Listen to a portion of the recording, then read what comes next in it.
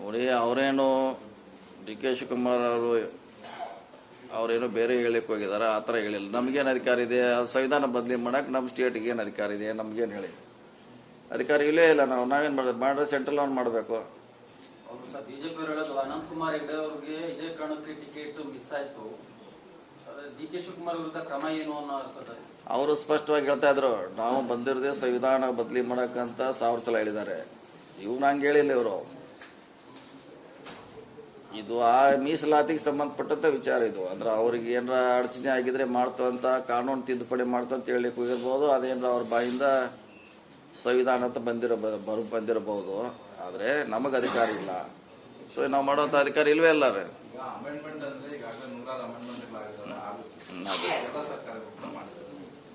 Change ಅಂತ ಪದ ಬಳಕೆ ಮಾಡಿದಾಗ ಅದು ವಿಶಾಲ ಅರ್ಥ ಕೊಡುತ್ತೆ, ಅದು ಬೇರೆ ಬೇರೆ ಅರ್ಥಗಳನ್ನು ಕೊಡುತ್ತೆ. ನೀವು ಅವತ್ತು ಅನಂತಕುಮಾರ್ ಹೆಗಡೆ ಅವರು ಕೂಡ ಚೇಂಜ್ ಅಂತ ಇಲ್ಲ, ಅವ್ರು ಸ್ಪಷ್ಟವಾಗಿ ಹೇಳ್ತಾ ಇದ್ರು. ಒಂದ್ ಸರಿ ಅಲ್ಲ, ಬಹಳ ಸರಿ ಹೇಳ್ಯಾರ ಅವ್ರೆ.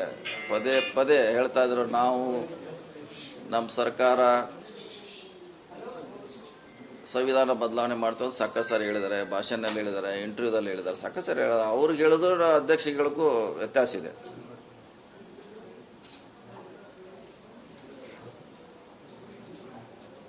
ರಾಜಣ್ಣ ಅವರು ದೂರು ಕೊಡ್ತೀನಿ ಅಂತ ಹೇಳಿದ್ರು ಕೂಡ 7-8 ದಿನ ತನಕ ಕಾದ್ರು. ಅವ್ರ ಮಗ ನಿನ್ನೆ ಕೊಟ್ಟಿದ್ದಾರೆ. ಅದು ಯಾಕೆ ಹಿಂದೇಟ್ ಹಾಕ್ತಿದ್ದಾರೆ? ರಾಜನ್ ಅವ್ರು ಕೊಟ್ಟದ್ದು ವಿಚಾರ ಬೇರೆ, ರಾಜೇಂದ್ರ ಅವ್ರ ವಿಚಾರ ಬೇರೆ. ಬೇರೆ ಅದಕ್ಕದಕ್ಕೂ ಸಂಬಂಧ ಇಲ್ಲ. ಅವ್ರಿಗೆ ಥ್ರೆಟ್ ಆಗಿದ್ದು ವಿಚಾರ ಸುಪಾರಿ ಇದೆ, ಇವ್ರದ್ದು ಬೇರೆ. ಹಿಂಗಾಗಿ ಅವರ ತಮ್ಮ ದೂರನ್ನ ಕೊಟ್ಟಿದ್ದಾರೆ, ತನಿಖೆ ಮಾಡ್ತಿದ್ದಾರೆ. ಇವರು ನನಗೆ ಗೊತ್ತಿಲ್ಲ, ನಾನು ಯಾಕಂದ್ರೆ ಅಧಿವೇಶನ ಆದ್ಮೇಲೆ ಬಂದಿಲ್ಲ. ಯಾವ ರೀತಿ ಯಾರು ಹೋಮ್ ಮಿನಿಸ್ಟರ್ ಕೊಟ್ಟಿದ್ದಾರೆ ಗೊತ್ತಿಲ್ಲ. ಸೊ ಅದು ಹೇಳಿದ್ದಾರೆ, ಡೆಲ್ಲಿಯಲ್ಲಿ ಕೂಡ ಹೇಳಿದ್ದೀವಿ. ಅವ್ರಿಗೆ ವಿಚಾರ ಬಿಟ್ಟದ್ದು ಅದು ಕೊಡೋದು ಬಿಡೋದು.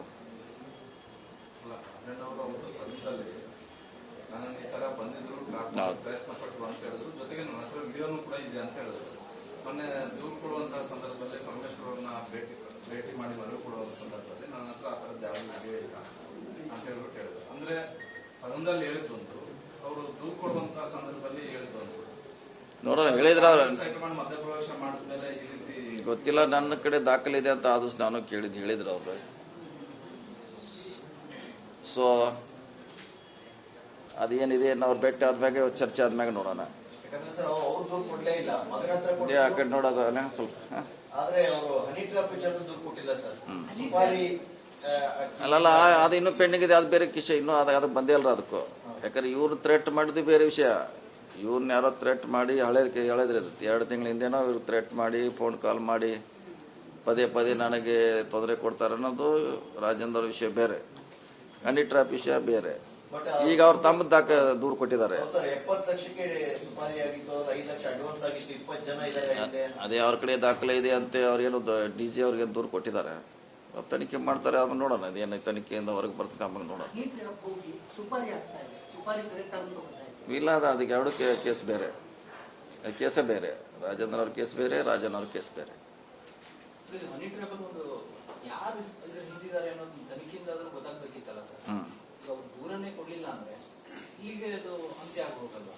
ನನಗೂ ಸಿಕ್ಕಿಲ್ಲ. ಇವತ್ತು ಸಿಕ್ಕಾಗ ನೋಡ್ತೀನಿ ಏನು ಅವ್ರದ್ದು ಕೊಡ್ತಾರ ಇಲ್ಲ. ಅದಕ್ಕೆ ಮತ್ತೆ ಇತ್ತೀಸರಿ ಹಾಡಿ ಕ್ಲೋಸ್ ಮಾಡೋದು ಬೆಟ್ರ್. ಅದು ಮತ್ತೆ ದಿವಸ ಹನಿ ಟ್ರ್ಯಾಪ್ ಅನ್ನೋ ಬದಲು ಇಲ್ಲ, ಕ್ಲೋಸ್ ಅಂದ್ರೆ ಒಂದ್ಸಾರಿ ಮಂಗಳಾರತಿ ಹಾಡಿ ಕ್ಲೋಸ್ ಹೇಳ್ರಿ ಹೇಳುತ್ತೆ.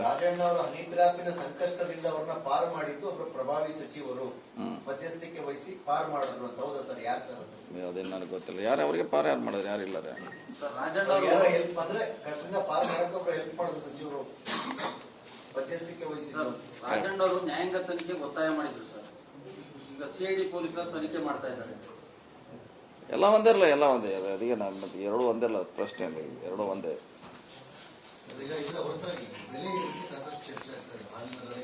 ಓಕೆ,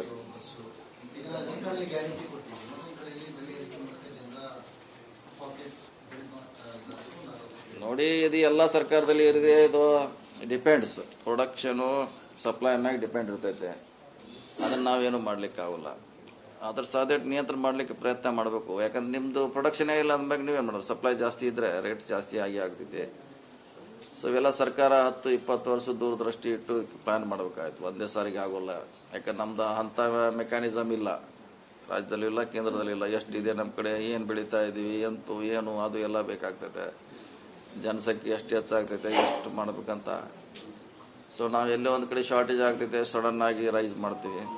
ಸೊ ಇದಕ್ಕೆಲ್ಲ ಸರ್ಕಾರ ದೂರದೃಷ್ಟಿ ಇದ್ರೆ ಎಲ್ಲ ಯಾವುದೇ ಸರ್ಕಾರಕ್ಕೆ ಸರಿ ಹೋಗ್ತದೆ. ಕುಮಾರಸ್ವಾಮಿ ಅವರು ಭೇಟಿ ಆದ್ರಂತ Yes. ಬಿಜೆಪಿ ಅವರು ನೀವೇ ಏಕನಾಥ್ ಶಿಂದೆ ಆಗ್ತಾರೆ, ಕರ್ನಾಟಕ ಶಿಂದೆ ಅವರೇ ಅಂತ ಹೇಳ್ತಾ ಇರುವಂತದ್ದು. ನನಗದೇ ಹೇಳ, ನನಗೂ ಅಧ್ಯಕ್ಷ ಇಲ್ಲೇ ಆಗಬೇಕಿದೆ, CM ಕಾಂಗ್ರೆಸ್ಸಲ್ಲಿ ಆಗಬೇಕಾಗಿದೆ. ಹೀಗಾಗಿ ಅದು ಪ್ರಶ್ನೆ ಬರೋದಿಲ್ಲ, ಇಲ್ಲೇ ಆಗ್ಬೇಕು. ಅದು RSC ಅಂತ ಹೇಳಿದ್ರಲ್ಲ, ಅದು RSC ಮುಂದೆ ಆಗ್ಬೋದು, ಲೇಟ್ ಆಗ್ಬೋದು. ಅದ ಕಾಂಗ್ರೆಸ್ನವರು 28ನಾಗೂ RSC ಆಗ್ಬೋದು. ಅದ ನಾವು ಟಿಕೆಟ್ ಅಂತ ತೊಗೊಂಡೀಗ, RSC ಇದೆ ನಮ್ಮ ಕಡೆ ಈಗ. ಅದು ಯಾರ ಇವರು ಎಲ್ಲರ ಮೆಜೆಸ್ಟಿಕ್ ಜಾಮ್ನಾಗ ಟ್ರಾಫಿಕ್ನಾಗ ಸಿಕ್ಕೊಂಡು ಕೂತ್ರೆ ಸ್ಟೇಷನ್ಗೆ ಬರಕ್ಕೆ ಲೇಟ್ ಆಗ್ತೈತೆ. ನಮಗೆ ಚಾನ್ಸ್ ಸಿಕ್ಕರು ಸಿಗ್ಬೋದು, ಹೇಳಕ್ಕಾಗಲ್ಲ. ಸರ್, ತಾವೇನಾದ್ರು AICC ಅಧ್ಯಕ್ಷರು ಮತ್ತೆ ಇವರು ಭೇಟಿ ಸಂದರ್ಭದಲ್ಲಿ KPCC ಅಧ್ಯಕ್ಷ ಸ್ಥಾನದ ಕ್ಲೈಮ್ ಮಾಡಿದ್ರೆ ಸರ್? ಇಲ್ಲ, ಮಾಹಿತಿ ಮಾಡಿ. ತಾವು ಡಿಮ್ಯಾಂಡ್ ಮಾಡಿದ್ರಿ ಏನು ಅಂತ ಒಂದು ಮಾಹಿತಿ. ಇಲ್ಲ, ನಾವು ಯಾವುದು ಡಿಮಾಂಡು ಮಾಡಿಲ್ಲ. ಅದು ಅವ್ರು ಮಾಡೋದು ಬಿಡೋದು ಅವ್ರಿಗೆ ಸಂಬಂಧಪಟ್ಟಂತ ಮುಂಚೆನೇ ಹೇಳಿದ್ದೀವಿ. ಈಗ ಅವ್ರು ಅದನ್ನ ಬಗ್ಗೆ ಡಿಸಿಷನ್ ತಗೋಬೇಕು. ಈ ಬಾರಿಯ ಭೇಟಿಯಲ್ಲಿ ಸ್ವಲ್ಪ ಗಟ್ಟಿ ಧ್ವನಿಯಲ್ಲಿ ಕೇಳಿದ್ದೇನೋ ಮಾಹಿತಿ ಸರ್? ಇಲ್ಲ, ನಾವು ಎರಡದಕ್ಕೂ RSCಯಲ್ಲೇ ಅದೀವಿ. ನೀವು ಕುಮಾರಸ್ವಾಮಿ ಅವರು ಭೇಟಿ ಮಾಡಿ ಈ ಕಡೆ ಬಂದ್ರೆ ಆ ಕಡೆ DK ಶಿವಕುಮಾರ್ ಅವರು ನೆನ್ನೇನಾದ್ರು ಭೇಟಿ ಮಾಡಿದ್ರ ಸರ್? ಅವ್ರು ಹೋಗ್ಲಿಕ್ಕೆ ನಿನ್ನೆ ಜಿಲ್ಲಾಧ್ಯಕ್ಷ ಸಮಾವೇಶ.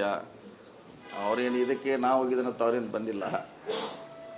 ಅವ್ರದ್ದೊಂದು ಸಮಾವೇಶ ಇತ್ತು, ಸೌತ್ ಇಂಡಿಯಾದೇನೋ ಜಿಲ್ಲಾ ಅಧ್ಯಕ್ಷರು. ಸುಮಾರು ಜನ ಬಂದಿರು ಜಿಲ್ಲಾಧ್ಯಕ್ಷರು, ಎಲ್ಲ ಸ್ಟೇಟ್ ಅಧ್ಯಕ್ಷರು ಅಲ್ಲಿ ಇದ್ರು. ಆ ಕಾರ್ಯಕ್ರಮಕ್ಕೆ ಅವ್ರು ಹೋಗಿದ್ದು. ತಮ್ಮನಿಗೆ ಎಂ ಬಿ ಪಾಟೀಲ್ ಭೇಟಿ ಮಾಡಿದ್ರು. ಇನ್ನೇನು ಹೇಳ್ಬೇಕಾರೆ ಅದಕ್ಕೊಂದು ಏನು ಹೇಳೋರು ನೀವನ್ನ?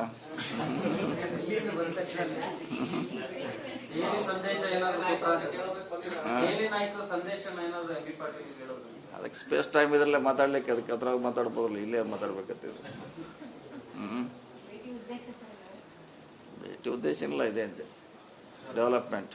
ಕುತೂಹಲದಿಂದ ಬಂದಿದ್ದಾರೆ ಸರ್? ಕುತೂಹಲದಿಂದ ಬಂದಿದ್ದಾರೆ. ನಿಮ್ಮ ದೆಹಲಿ ಭೇಟಿ ಬಗ್ಗೆ ಏನಾಗಿದೆ? ಸರ್, ನಿಮ್ಮ ದೆಹಲಿ ಭೇಟಿ ಯಾವಾಗಲೂ ಕೂಡ 1 ನಿಮಿಷ ಸೀಮಿತ ಆಗಿದೆ. ಈ ಬಾರಿ ಸುದೀರ್ಘ 4 ದಿನಗಳ ಕಾಲ ನಡೆಯಿತು. ಒಂದು ಪಕ್ಷದ ನಾಯಕತ್ವ, ಇನ್ನೊಂದು ಸರ್ಕಾರದ ನಾಯಕತ್ವ ಬಗ್ಗೆ ಬಹಳಷ್ಟು ಚರ್ಚೆ ಆಗಿದೆ. ಬಹುತೇಕ ನೀವು 2 ನಾಯಕತ್ವಗಳ ಬಗ್ಗೆ ಕೂಡ ಚರ್ಚೆ ಮಾಡಿದ್ದೀರಿ. ಆದಷ್ಟು ಶೀಘ್ರದಲ್ಲಿ ಯಾವ ನಾಯಕತ್ವ ಬದಲಾವಣೆ ಆಗುತ್ತೆ? ಇಲ್ಲ ಪಕ್ಷದ ನಾಯಕತ್ವ, ಇಲ್ಲ ಸರ್ಕಾರದ ನಾಯಕತ್ವ? ಇಲ್ಲ, ಅದೇ ಮತ್ತೆ ನಮಗೆ ಕೇಳಿ ನಾವೇನು ಹೇಳವ್ರಿ? ಈಗ ನೀವು ನಮ್ಮನ್ನು ಕೇಳಿ ನಾವೇನು ಹೇಳವ್ರ? ಅದ್ರ ಬಗ್ಗೆ ನಮ್ಮ ಕಡೆ ಏನು ಅದ್ರ ಉತ್ತರ ಇಲ್ಲ. ನಾವೇನು ಹೇಳಕ್ಕೆ? ನಮ್ಮ ಪದೇ ಪದೇ ಹೇಳಿದೀವಿ, ನಾವು ಅದರ ಉತ್ತರ ನಮ್ಮ ಕಡೆ ಇಲ್ಲ ಅಂತ ಹೇಳಿದ್ವಿ. ಕಾಂಗ್ರೆಸ್ ಅಲ್ಲಿ ಒನ್ ಮ್ಯಾನ್ ಒನ್ ಪೋಸ್ಟ್ ನಿಯಮ ಅನ್ವಯ ಆಗ್ತಿದೆ ಅಂತ? ಇಲ್ಲ, ಇದನ್ನು ನೀವು ಅಲ್ಲೇ ವರಿಷ್ಠರನ್ನ ಕೇಳಿದ್ರೆ ಅವ್ರು ಅದಕ್ಕೆ ಸರಿಯಾದ ಉತ್ತರ ಕೊಡ್ಬೋದು. ನಾವೇನು ಕೊಡೋಕ್ಕಾಗಲ್ಲ. ಈ ಬಗ್ಗೆ ಏನಾದ್ರು ನೀವು ಹೈಕಮಾಂಡ್ ಮುಂದೆ ಚರ್ಚೆ ಮಾಡಿದ್ರೆ? ಇಲ್ಲ, ನಾವು ಮಾಡ್ಲಿಕ್ಕಾಗಲ್ಲ. ಇನ್ನೇನು ದೆಹಲಿಯಲ್ಲಿ ಗಟ್ಟಿ ಧ್ವನಿಯಲ್ಲಿ ಹೇಳಿದ್ರು CM ಬದಲಾವಣೆ ಇಲ್ಲ ಅಂತ ಹೇಳಿ. ಇನ್ನೊಬ್ರು CM ಆಗ್ತೀವಿ ಅಂತ ಅವರು ಅವರೇ DCM ಹೇಳ್ಯಾರ, DK ಸುರೇಶ್ ಹೇಳ್ಯಾರ, ಮತ್ತು ಅವ್ರು ಹೇಳಿದ ನಾವು 3ನೇದು ಹೇಳಿದ್ರೆ ನಂದೇನು ಸಮಸ್ಯೆ ಇಲ್ಲ. ಈಗ ಅವ್ರು ಹೇಳಿದಾರೆ, ಅವರೇ ಮುಂದುವರಿತಾರ. ಅವ್ರು ಹೇಳಿದ ಮೇಲೆ ನಂದೇನೀಗ ಅವ್ರು ಹೇಳಿದಾರಿಲ್ರಿ? ಹೇಳಿದ್ದಾರೆ. ಬೇರೆ ಅವರು ಹೇಳ್ಯಾರ. ಮತ್ತು ಯಾರು ಕ್ಲೇಮ್ ಮಾಡತ್ತಾರ ಅವರೇ ಹೇಳಿದ ಮ್ಯಾಗ ಮುಂದುವರೆದಾರ. ಮತ್ತು ನಾ ಹೇಳಿದ್ರಾಗ ಏನು ಮಾತು ಇಲ್ರಿ. ಕ್ಲೇಮ್ ಮಾಡೋರು ಹಿಂಗೆ ಸರ್ ಆಗುತ್ತೆ ಸರ್. ಅದನ್ನ ನೀವು ಅವ್ರನ್ನೇ ಕೇಳ್ಬೇಕು, ಮತ್ತು ನನಗೆ ಕೇಳಿ ನಾಳೆ ಕೇಳ್ರಿ, ಅವ್ರು ಬರ್ತಾರೆ. ಈಗ ಅವ್ರು ಹೇಳಿದಾರೆ, ಮತ್ತು ಕ್ಲೇಮ್ ಮಾಡೋರು ಹೇಳಿದಾರೆ. ಅದಕ್ಕೆ ನಾನು ಹೇಳಿದೆ ಅವರು ಇದು ಮುಂದುವರಿಬೋದು ಅಂತ. ರಾಜ್ಯದಲ್ಲಿ ದಲಿತ ಸಮಾವೇಶ ಮಾಡಬೇಕು ಅಂತ ಚರ್ಚೆ ಆಗಿದೆ. ಈ ಬಾರಿ ಹೈಕಮಾಂಡ್ ಭೇಟಿ ಸಂದರ್ಭದಲ್ಲಿ ಅದನ್ನೇನಾದ್ರು ನೀವು ಮತ್ತೆ ಪ್ರಸ್ತಾಪ ಮಾಡಿದ್ರೆ ಸರ್? ಇಲ್ಲ, ನೋಡೋಣ. ಈಗ ನಮ್ಮ ಸುರ್ಜೇವಾಲ ಅವ್ರು ಈಗ ಬರ್ತಾರೆ, ಜನರಲ್ ಸೆಕ್ರೆಟರಿ ಅವ್ರು ಈ ವಾರಲ್ಲಿ, ನೆಕ್ಸ್ಟ್ ವೀಕಲ್ಲಿ ಬಂದಾಗ ಅದು ಚರ್ಚೆ ಆಗ್ಬೋದು. ಚರ್ಚೆ ಮಾಡ್ತೀವಿ, ಮಾಡಿ ಮುಂದಿನ ನಡೆ ನೋಡೋಣ ಏನಾಗ್ತದೆ. ನಾಯಕರು ಸಭೆಯನ್ನು ಕರೀತಾರೆ ಸರ್ ಸುರ್ಜೇವಾಲ? ಎಲ್ಲರೂ ಮಾತಾಡ್ತಾರಲ್ಲ, ಎಲ್ಲರಿಗೂ ಕರ್ತಾರೆ. ಎಲ್ಲನೂ ಒಂದು ಕರೆದು ಸಭೆಗಳನ್ನ ಮಾಡ್ತು ಅಂತ ಹೇಳಿದ್ದಾರೆ. ನೆಕ್ಸ್ಟ್ ವೀಕ್ ಬರ್ಬೋದು ಮೋಸ್ಟ್ಲಿ. ಸಮಾವೇಶ ಮಾಡೋ ವಿಚಾರ ಕುರಿತಂತೆ ಏನಾದರೂ ವರಿಷ್ಠರು ಚರ್ಚೆ ಮಾಡಿದ್ರೆ ಸರ್? ಅದು ಇಲ್ಲ, ಈಗ ಸಬ್ಜೆಕ್ಟೇ ಇಲ್ಲ. ಅದು ಸದ್ಯಕ್ಕೆ ಸಬ್ಜೆಕ್ಟೇ ಇಲ್ಲ. ಏನಿದ್ರು ಸುರ್ಜೇವಾಲ ಅವ್ರು ನಾನು ಮಾತಾಡಿದ ನಂತರ ನೆಕ್ಸ್ಟು ಮಾತಾಡ್ರಿ. ನೀವು ದಲಿತ ಸಮಾವೇಶ ಇರ್ತೀರಿ, ಎಂ ಬಿ ಪಾಟೀಲ್ ನಾವು 37 ಜನ ಲಿಂಗಾಯತರಿದ್ದೀವಿ, ನಾವು ಸಭೆ ಸೇರ್ತೀವಿ. ತಪ್ಪೇನಿದೆ ಅದ್ರಾಗ? ವೀರೇಂದ್ರ ಪಾಟೀಲ್ ಅಂತ ಯಾರು CM ಆಗಿಲ್ಲ. ತಪ್ಪೇನಿಲ್ಲಲ್ಲ. ಏನು ಆಮೇಲೆ ತಪ್ಪಿದೆ ಅಂತ ಹೇಳ್ತಾ ಇದ್ವಿ? ತಪ್ಪಿಲ್ವೇ ಇಲ್ಲ. ಯಾರು ಕ್ಲೇಮ್ ಮಾಡಕ್ಕೆ ತಪ್ಪೇನಿದೆ?